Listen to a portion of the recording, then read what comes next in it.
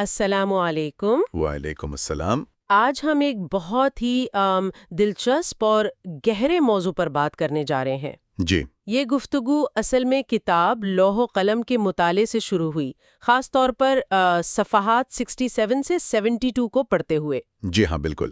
اور ہوا یہ کہ ہمارے ایک سامع ہیں میلڈی آف ڈیوائن، جی ان کے ذہن میں لطیفہ نفسی کے حوالے سے کچھ سوالات آئے، تو انہوں نے وہ سوال براہ راست ڈاکٹر مقصود عظیمی صاحب سے پوچھے، بالکل۔ اور ڈاکٹر صاحب نے ماشاءاللہ بہت تفصیل سے ان سوالوں کا جواب دیا۔ جی بہت تفصیلی جواب تھا۔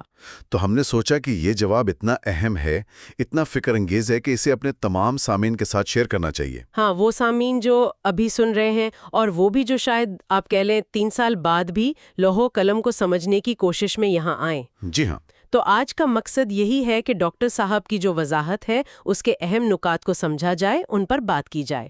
بالکل۔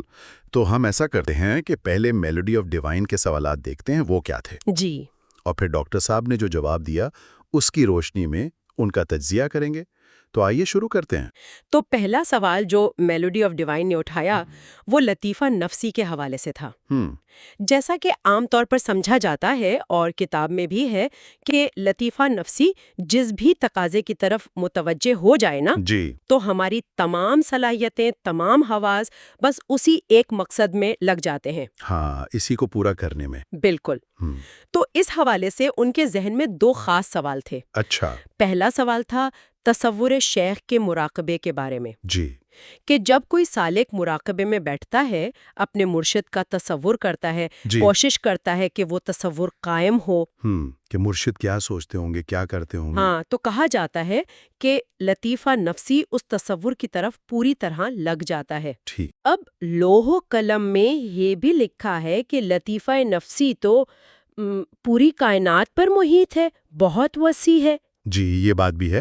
تو سوال یہ تھا کہ اگر یہ اتنا طاقتور ہے، اتنا وسیع ہے، تو پھر مراقبے میں ہمیں صرف مرشد کا ایک یوں کہیں دھندلا سا عکس کیوں ملتا ہے، ایک وہم سا کیوں محسوس ہوتا ہے؟ یعنی وہ ایک مکمل مجسم صورت میں کیوں نہیں آتا؟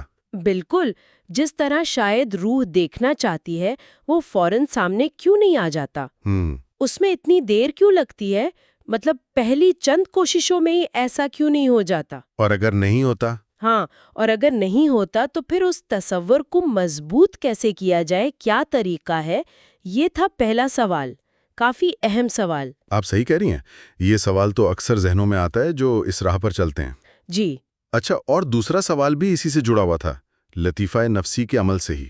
اچھا، سوال یہ تھا کہ اکثر ایسا ہوتا ہے نا کہ کسی شخص کے اندر کوئی کام کرنے کا شدید تقاضا پیدا ہوتا ہے، لطیفہ نفسی بھی اس طرف لگ جاتا ہے، وہ کوشش شروع بھی کر دیتا ہے، جی لیکن پھر کچھ عرصے بعد وہ شخص تھک جاتا ہے، ہمت ہار دیتا ہے، اس کام کو چھوڑ دیتا ہے۔ ہاں، ادھورا چھوڑ دیتا ہے۔ بالکل، اور کسی دوسرے خیال یا کسی اور تقاضے کی طرف چلا جاتا ہے۔ تو سوال یہ تھا کہ ایسا کیوں ہوتا ہے؟ اگر لطیفہ نفسی اتنا طاقتور ہے تو اس نے ہار کیوں مان لی؟ وہ کام پورا کیوں نہیں کیا؟ پیچھے کیوں ہٹ گیا؟ واقعی یہ دونوں سوال بہت عملی ہیں، مطلب روزمرہ کی روحانی یا ذہنی کوششوں میں یہ مشکلات پیش آتی ہیں۔ جی ہاں، تو اب دیکھتے ہیں کہ ڈاکٹر مقصود عظیمی صاحب نے ان الجھنوں کا کیا جواب دیا۔ جی، ڈاکٹر صاحب نے جواب شروع کیا ایک بہت ہی بنیادی نقطے سے، بہت اہم۔ اچھا، وہ کیا تھا؟ انہوں نے فرمایا کہ سب سے پہلے تو ہمیں یہ سمجھنا ہے کہ یہ تقاضا لفظ جو ہے نا، اس کا صحیح مطلب کیا ہے۔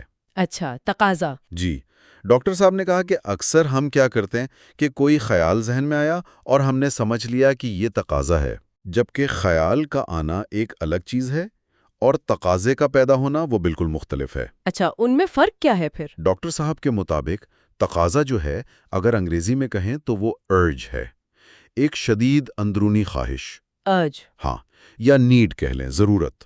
یہ ہمارے اندر سے اٹھنے والی ایک ڈیمانڈ ہے۔ اچھا، ڈیمانڈ؟ جی، ایک طلب جو اکثر جبلی ہوتی ہے، انسٹنکٹیو، جیسے بھوک لگنا، جی، یہ ایک تقاضا ہے۔ ٹھیک ہے، پیاس لگنا، یہ تقاضے ہیں۔ ٹھیک، یہ تو اندر سے آتی ہے نا؟ بالکل، یہ اندر سے فوراً عمل مانگتی ہیں۔ اچھا، اب اس کے مقابلے میں ڈاکٹر صاحب نے فرمایا کہ تصور شیخ کرنا، جی، یا کوئی بھی نیک کام کرنے کا ارادہ کرنا، جی، یہ شروع میں ایک خیال ہوتا ہے۔ اچھا، صرف خیال؟ ہاں، ابتدا میں یہ ایک اطلاع ہے، انفارمیشن ہے، جی جسے علم النفس میں وہمہ بھی کہہ سکتے ہیں۔ وہمہ، جی، جب ہمارا ذہن اس خیال کی طرف متوجہ ہوتا ہے تو وہ اسے ایک سوچ، ایک خیال بناتا ہے۔ جی یہ بھوک پیاس کی طرح کوئی فطری جبلی تقاضا نہیں ہے، اچھا، یہ ایک شعوری کوشش ہے، ایک ارادہ ہے جو ہم خود کرتے ہیں۔ یہ تو بہت ہی اہم فرق ہے، یعنی ہم اکثر اپنے ارادوں کو یا اپنی سوچوں کو بھی شاید تقاضا سمجھ لیتے ہیں۔ آپ صحیح کہہ رہی ہیں، جبکہ وہ شاید ابھی خیال کے درجے پر ہوں۔ تو اس فرق کو سمجھنا تو پہلا قدم ہوا۔ جی بالکل۔ اچھا، تو یہ فرق سمجھنے کے بعد ڈاکٹر صاحب نے پھر لطیفہ نفسی کی وسعت والے سوال پر بات کی۔ جی ہاں، کہ لوح و قلم میں جو کہا گیا ہے کہ یہ کائنات پر محیط ہے، اس کا اصل مطلب کیا سمجھنا چاہیے؟ تو ڈاکٹر صاحب نے اس کی وضاحت یوں کی کہ دیکھیں، اس کا مطلب یہ نہیں ہے کہ پوری کائنات لطیفہ نفسی کے اندر ہے۔ اچھا، نہیں، بلکہ مطلب یہ ہے کہ لطیفہ نفسی کی رسائی وہاں تک ہے، ریچ۔ ریچ یعنی پہنچ۔ بالکل، پہنچ۔ انہوں نے مثال دی کہ جیسے آپ کا ہاتھ ہے، وہ کمرے میں ہر چیز تک پہنچ سکتا ہے، چھو سکتا ہے، جی، لیکن اس کا مطلب یہ تو نہیں کہ پورا کمرہ ہاتھ کے اندر آ گیا۔ نہیں، بالکل نہیں۔ تو اسی طرح کائنات میں جو کچھ بھی موجود ہے، لطیفہ نفسی اس تک پہنچ سکتا ہے۔ اچھا، سکتا ہے۔ ہاں، یہ سکتا ہے کا لفظ بہت اہم ہے، یعنی اس پہنچ کے لیے، اس رسائی کے لیے لطیفہ نفسی میں ایک خاص صلاحیت، ایک سکت کا ہونا ضروری ہے۔ وہ صلاحیت پوٹینشلی تو ہے، لیکن وہ ایکٹیولی ہر کسی میں پوری طرح بیدار نہیں ہوتی۔ اسے جگانا پڑتا ہے، تربیت دینی پڑتی ہے۔ یعنی قابلیت تو ہے، مگر اسے استعمال کرنے کے لیے محنت چاہیے۔ آپ صحیح کہہ رہی ہیں، بالکل۔ وہ خود بخود نہیں ہو جاتا، اس کے لیے شرائط ہیں، لوازمات ہیں۔ ٹھیک، یہ بھی واضح ہوا۔ اب آتے ہیں اصل سوالوں پر، کہ وہ تصور مجسم کیوں نہیں ہوتا، یا لطیفہ نفسی کام ادھورا کیوں چھوڑ دیتا ہے؟ جی، یہ سب سے اہم تھا۔ ڈاکٹر صاحب نے اس کی جو جڑ بتائی، وہ دو بنیادی کمیاں ہیں ہمارے اندر۔ کون سی دو کمیاں؟ ڈاکٹر صاحب نے فرمایا، ایک تو کنسسٹنسی کی کمی ہے، یعنی استقامت، مسلسل لگے رہنا۔ استقامت۔ اور دوسری چیز ہے پیورٹی، یعنی پاکیزگی، خلوص نیت۔ پیورٹی، خلوص۔ ٹھیک۔ جی۔ انہوں نے وضاحت کی کہ ہمارا جو ذہن بنا دیا گیا ہے نا، معاشرے نے، ماحول نے، زمانے نے، جی، اس کی وجہ سے ہم اکثر ان دونوں چیزوں سے محروم ہوتے ہیں۔ ہمیں اکثر ٹھیک سے پتہ ہی نہیں ہوتا کہ ہم جا کہاں رہے ہیں، ہمارا مقصد کیا ہے۔ ہاں، کبھی یہ کبھی وہ۔ بالکل، ذہن بھٹکا رہتا ہے، اہداف واضح نہیں ہوتے، یا ایک ہی وقت میں کئی خواہشیں چل رہی ہوتی ہیں۔ صحیح۔ اور دوسری بات، اگر مقصد واضح ہو بھی جائے تو ہم خالصتاً پوری یکسوئی سے صرف اسی ایک مقصد کی طرف نہیں جاتے۔ اچھا۔ ہاں، ہماری نیت میں، ہماری توجہ میں کئی چیزیں شامل ہو جاتی ہیں۔ کوئی دنیاوی غرض، لوگوں کی تعریف کا خیال، کوئی اور چھوٹا موٹا فائدہ۔ ملاوٹ آ جاتی ہے۔ بالکل، ملاوٹ آ جاتی ہے، اصل مقصد پیچھے رہ جاتا ہے۔ ٹھیک۔ اسی حوالے سے ڈاکٹر صاحب نے استغنا کی اہمیت بتائی۔ استغنا، اس کا کیا مطلب ہے؟ استغنا یعنی مکمل یکسوئی اور ہر دوسری چیز سے بے نیازی، بس آپ اور آپ کا مقصد۔ اچھا۔ آپ کو نتائج کی بھی فکر نہ ہو، کسی اور فائدے نقصان کا خیال بھی نہ آئے، بس اسی میں غم۔ یہ تو بہت اونچا مقام ہے۔ جی، اور اس نقطے کو مزید واضح کرنے کے لیے ڈاکٹر صاحب نے قلندر بابا اولیاء رحمۃ اللہ علیہ کا حوالہ دیا۔ اچھا۔ ان کے ایک مکتوب گرامی سے، جس میں تقوی کی تعریف کی گئی ہے۔ جی۔ قلندر بابا اولیاء نے فرمایا کہ اصل تقوی یہ ہے کہ بندے کا مقصد صرف اور صرف اللہ کی ذات ہو، بس۔ صرف اللہ کی ذات۔ جی، یہاں تک فرمایا کہ اگر جنت کا حصول بھی مقصد بنا لیا تو یہ بھی اصل مقصد سے ہٹنا ہے۔ فرمایا کہ اگر مقصد صرف اللہ ہو تو جنت تو خود کہے گی کہ میں حاضر ہوں۔ سبحان اللہ۔ یعنی جب آپ خالص ترین مقصد پر ہوں گے تو باقی چیزیں خود بخود مل جائیں گی، انہیں مقصد بنانے کی ضرورت ہی نہیں۔ یہ بہت گہری بات ہے۔ اور پھر ڈاکٹر صاحب نے قلندر بابا اولیاء کی ایک اور بات نقل کی جو بہت سخت ہے۔ اچھا۔ نیت کے خلوص پر قلندر بابا اولیاء نے لکھا کہ اللہ کو سوچتے ہوئے، اس کی طرف متوجہ ہوتے ہوئے کسی اور غرض کو، کسی اور مقصد کو شریک کرنا، جی، یہ صرف شرک نہیں بلکہ کفر ہے۔ کفر۔ جی، کفر کا لفظ استعمال کیا۔ اچھا۔ یعنی یہ اصل مقصد کا، اللہ کی وحدانیت کا، اپنی پوری توجہ صرف اسی کی طرف رکھنے کا مکمل انکار ہے۔ اللہ اکبر۔ یہ نیت میں پاکیزگی نہ ہونے کی انتہا ہے۔ اگر دل میں اللہ کا خیال ہے لیکن ساتھ میں دنیا کا فائدہ یا کسی اور چیز کا لالچ بھی ہے تو یہ استغنا کے خلاف ہے، یہ خلوص نہیں ہے، اور قلندر بابا اولیاء کے نزدیک یہ کفر ہے۔ یہ تو واقعی جھنجھوڑ دینے والی بات ہے۔ کفر کا لفظ بہت سنگین ہے۔ جی، تو گویا ڈاکٹر صاحب کے مطابق ناکامی کی دو بڑی وجوہات، استقامت کی کمی اور خلوص کی کمی۔ آپ صحیح کہہ رہی ہیں، مسلسل کوشش نہیں اور نیت صاف نہیں۔ اور ہمارا ماحول اکثر ان دونوں چیزوں میں رکاوٹ بنتا ہے۔ جی بالکل، ہم بکھرے ذہن اور ملی جلی نیتوں سے کوشش کرتے ہیں، پھر ناکام ہوتے ہیں اور ہمت ہار جاتے ہیں۔ اچھا، یہ تو سمجھ آ گیا، لیکن وہ جو دوسرا سوال تھا کہ لطیفہ نفسی تھک کیوں جاتا ہے، ہمت کیوں ہار جاتا ہے؟ ہاں، وہ برن آؤٹ ہو جاتا ہے، جیسے آج کل کہتے ہیں۔ جی، اس کی کیا وجہ بتائی ڈاکٹر صاحب نے؟ ڈاکٹر صاحب نے فرمایا کہ اس کی بھی بنیادی وجہ تو وہی استقامت کی کمی ہے، لیکن ساتھ میں ایک اور نفسیاتی نقطہ ہے۔ وہ کیا؟ وہ یہ کہ ہمارا لطیفہ نفسی، یا کہہ لیں ہمارا نفس، وہ نتائج کو اپنے بنائے ہوئے ٹائم فریم میں چاہتا ہے، فوراً۔ اچھا، اپنی مرضی کی مدت میں۔ بالکل، ہم چاہتے ہیں کہ جو کام شروع کیا اس کا نتیجہ ہماری مرضی سے ہماری ٹائم لائن پر فوراً آ جائے۔ ہاں، آج کل تو ویسے بھی انسٹنٹ گریٹیفیکیشن کا دور ہے۔ آپ صحیح کہہ رہی ہیں، ہم وقت کی پابندی لگانا چاہتے ہیں اپنی کوششوں پر، جبکہ روحانی اور باطنی معاملات کا اپنا ایک وقت ہوتا ہے، اپنا نظام ہوتا ہے۔ ٹھیک۔ ڈاکٹر صاحب نے اس کو سمجھانے کے لیے قرآن سے حضرت موسیٰ علیہ السلام کا واقعہ بتایا۔ جی، کوہ طور والا؟ جی، جب اللہ نے حضرت موسیٰ کو بلایا تو پہلے 30 راتوں کا کہا، لیکن جب وہ وہاں پہنچے تو عمل پورا ہونے میں 40 دن لگ گئے۔ ہاں، 40 دن۔ اب ڈاکٹر صاحب نے یہاں سوال اٹھایا کہ کیا نعوذ باللہ اللہ نے وعدہ خلافی کی، 30 کہہ کر 40 دن کیوں لگائے؟ نہیں، استغفر اللہ۔ فرمایا نہیں، اللہ وعدہ خلافی نہیں کرتا۔ اصل بات یہ تھی کہ حضرت موسیٰ علیہ السلام کے ذہن کو، ان کی پوری ہستی کو اس عظیم تجربے کے لیے تیار ہونے میں، یعنی اللہ سے ہم کلامی اور تورات کے لیے، جی، اس کو قبول کرنے کے لیے مکمل طور پر تیار ہونے میں 40 دن لگے۔ اگرچہ اللہ کے حکم سے 30 میں ہو جانا چاہیے تھا، لیکن وصول کرنے والے کی تیاری کا اپنا وقت ہوتا ہے۔ یہ بہت اہم نقطہ ہے، یعنی ریسیور کی تیاری۔ بالکل۔ تو ڈاکٹر صاحب نے فرمایا کہ اس مثال سے اندازہ لگائیں کہ ہمارا لطیفہ نفس کن الجھنوں میں ہے۔ ہم اپنی بے صبری، اپنی امیدیں، اپنے بنائے ہوئے وقت کے پیمانے، ان میں الجھے رہتے ہیں اور چاہتے ہیں کہ سب کچھ ہماری مرضی کے ٹائم ٹیبل پر ہو۔ جی، جبکہ اندرونی تبدیلی، ذہنی پختگی، روحانی استعداد، ان سب کا اپنا ایک قدرتی وقت ہوتا ہے، وہ ہماری جلد بازی کا پابند نہیں۔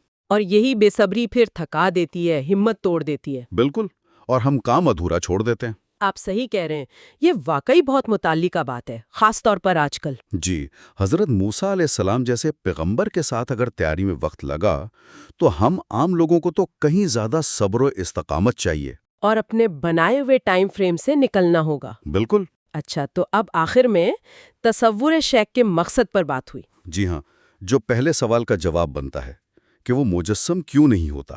ہاں، ڈاکٹر صاحب نے فرمایا کہ جب کوئی سالک تصور شیخ کرتا ہے نا، جی، تو اس کا مقصد صرف مرشد کی تصویر ذہن میں لانا نہیں ہے، بلکہ اس عمل کے دوران شیخ یا مرشد اپنی روحانی توجہ سے اصل میں سالک کی صفائی کر رہا ہوتا ہے۔ صفائی؟ کس چیز کی صفائی؟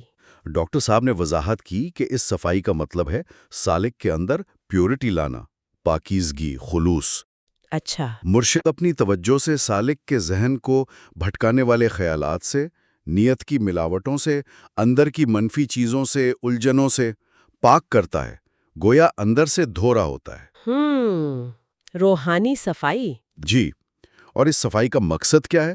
مقصد یہ ہے کہ سالک کا لطیفہ نفسی، اس کا ذہن خالص ہو جائے، یکسو ہو جائے، تاکہ وہ ایک وقت میں ایک بات پر فوکس کر سکے۔ آپ صحیح کہہ رہی ہیں، بالکل، تاکہ وہ تصور شیخ پر یا جو بھی روحانی ہدف ہے پوری توجہ مرکوز کر سکے۔ جب یہ صفائی ہوتی ہے، ذہن کا شور کم ہوتا ہے، نیت خالص ہوتی ہے، تب لطیفہ نفسی میں وہ سکت پیدا ہوتی ہے جس کا ذکر پہلے آیا تھا، یعنی کائنات کی حقیقتوں تک پہنچنے کی صلاحیت۔ جی، بہت خوب۔ یہ وضاحت تو تصور شیخ کو بالکل ایک نئی روشنی دیتی ہے۔ یہ صرف خیالی مشق نہیں، یہ تو تزکیہ نفس کا عمل ہے۔ جی، اندرونی صفائی اور کنسنٹریشن بڑھانے کا عمل؟ تو گویا جب تک یہ صفائی اور پاکیزگی پوری نہ ہو اور ساتھ میں استقامت بھی نہ ہو، تب تک وہ تصور شاید واضح نہیں ہو پاتا۔ بالکل، یہ اس سکت کو بڑھانے کا ایک تدریجی عمل ہے، وقت لگتا ہے، مسلسل کوشش چاہیے۔ یہ ساری باتیں آپس میں جڑ گئیں۔ جی ہاں۔ تو آئیے آج کی اس گفتگو کا خلاصہ کر لیتے ہیں۔ ڈاکٹر مقصود عظیمی صاحب کی وضاحت سے چند بہت اہم نکات سامنے آئے ہیں۔ جی۔ پہلا تو یہ کہ تقاضا اور خیال میں فرق سمجھنا بہت ضروری ہے۔ بالکل، ہر خیال تقاضا نہیں ہوتا۔ دوسرا، لطیفہ نفسی کی پہنچ کائنات تک ہو سکتی ہے، مگر اس کے لیے سکت چاہیے جو محنت سے آتی ہے۔ جی۔ تیسرا، ناکامی کی بڑی وجوہات، استقامت کی کمی اور خلوص نیت کی کمی، کنسسٹنسی اور پیورٹی۔ چوتھا، ہم اپنی کوششوں کو اپنی مرضی کے وقت سے ناپتے ہیں جو بے صبری اور ناکامی کا باعث بنتا ہے۔ تیاری وقت لیتی ہے۔ آپ صحیح کہہ رہی ہیں۔ اور پانچواں اہم نقطہ یہ کہ تصور شیخ جیسی مشقیں اصل میں اندرونی صفائی کا عمل ہے، جس سے پاکیزگی اور توجہ مرکوز کرنے کی صلاحیت پیدا ہوتی ہے۔ بالکل، جب یہ سب چیزیں جمع ہوتی ہیں، صفائی، خلوص نیت، استقامت، تبھی لطیفہ نفسی اپنی پوری طاقت سے کام کرتا ہے۔ میں مشکل ہو یا لگے کہ کوششیں ضائع ہو رہی ہیں، ہاں، تب یہ باتیں یاد دلاتی ہیں کہ شاید کمی استقامت میں ہے یا نیت میں، یا ہم بے صبرے ہو رہے ہیں۔ جی، اور اسی سوچ کے ساتھ ہم آج کی گفتگو ختم کرتے ہوئے ایک سوال سامعین کے لیے چھوڑ جاتے ہیں۔ جی۔ ڈاکٹر صاحب نے حضرت موسیٰ علیہ السلام کے واقعے سے بتایا کہ تیاری میں وقت لگتا ہے، تو ہمیں خود سے پوچھنا چاہیے کہ ہماری اپنی ذاتی، ذہنی اور روحانی تیاری میں کون سی خاص رکاوٹیں ہیں؟ کیا وہ ہماری بے صبری ہے، نیت کا خالص نہ ہونا، معاشرے کی الجھنیں یا کچھ اور؟ ان رکاوٹوں کو پہچاننا ہی ان پر قابو پانے کا پہلا قدم ہے۔ بہت اچھا سوال ہے، سوچنے کی بات ہے۔ آپ کے وقت اور توجہ کا بہت بہت شکریہ۔ اور ہماری گزارش ہے کہ کتاب لوح و قلم پر سنجیدگی سے غور کریں۔ یہ گہری کتاب ہے۔ جی۔ ہو سکتا ہے اس کو سمجھ کر پڑھنے سے قرآن فہمی کے سفر میں مدد ملے اور شاید قرآن کے متن سے براہ راست تعلق پیدا ہو، بغیر کسی ترجمے کے سمجھنے کی صلاحیت پیدا ہو۔ انشاءاللہ۔ اگر آپ نے ابھی تک ہمارا چینل سبسکرائب نہیں کیا ہے تو ضرور کر لیجئے۔ اس گفتگو کو پسند کیا تو لائک کریں اور کامنٹس میں اپنی رائے اور سوالات سے ضرور آگاہ کریں۔ اللہ حافظ۔ خدا حافظ۔